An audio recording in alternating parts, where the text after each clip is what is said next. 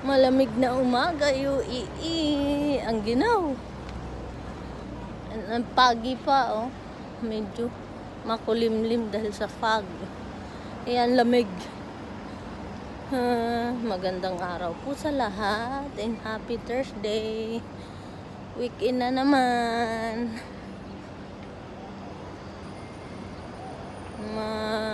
Weekend na naman. Ito ang lamig ng ano. Ito.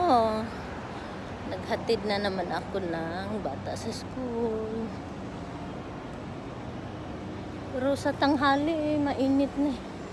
Dadaan lang ako grocery. Bibili ako ng gulay na mag-isa.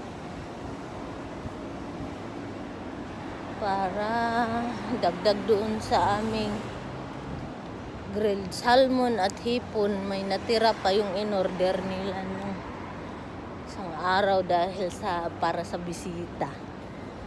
Hindi naman nakain kahapon at hindi sila kumain ni madam sa bahay. Ano lang ako ng sayote today. Mag-isa ng sayote na may breast chicken. Ito yung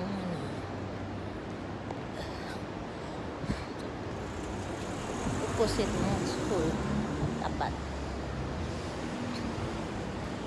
Yan yung grocery madalas kong binibilhan. Sa sobrang lamig, ang dami nagkasakit ngayon. Pati alaga akong isa may sakit na naman. Baba ko na to guys at tatawid ako sa highway. Kalsada. Bye muna.